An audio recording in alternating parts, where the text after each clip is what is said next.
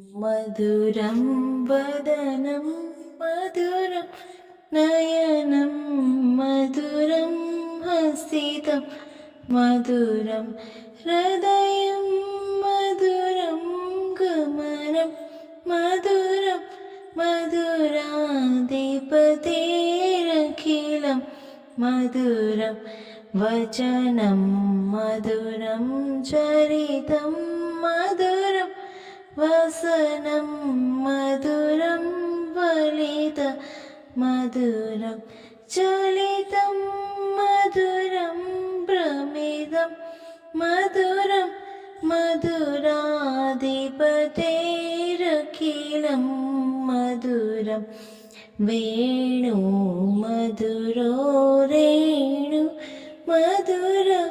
पाणि मधुर पाद मधुरो नृत्यं मधुरं सख्यं मधुरं मधुराधिपतेरखिलं मधुरं गीतं मधुरं पीतं मधुरं भोक्तं मधुरं सूक्तं मधुरं रूपं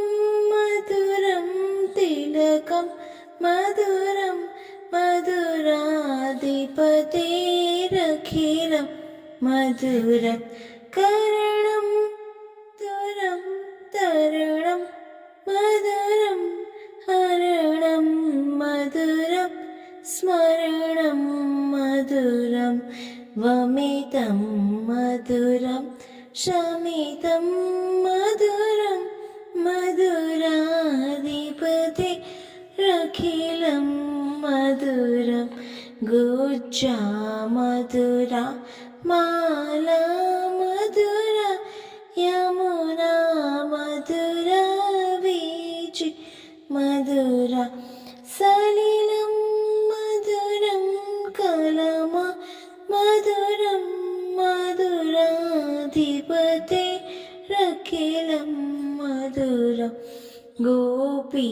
मधुरा लीला मधुरा योक्तं मधुरं उक्तं मधुरं दृष्टं मधुरं शिष्टं मधुरं मधुराधिपतेरखिलं मधुरं गोपा मधुरा गावो मधुरा यष्टि मधुरा सृष्टि मधुरा दलितं मधुरं फलितं मधुरं मधुराधिपतेरखिलं मधुरम् इति श्री महाप्रभु वल्लभाचार्य विरचितं श्री मधुराष्टकं संपूर्णम्। શ્રી મધુરાષ્ટકમ પાઠ કરવાથી ભગવાન શ્રી કૃષ્ણનું આ ભજન એ એટલું અમૃત જેટલું મીઠું છે. આને સાંભળવાથી પરિવારમાં સુખ શાંતિ અને સમૃદ્ધિ સદા રહે છે. એટલે સવારે અને સાંજે નિત્ય સાંભળો.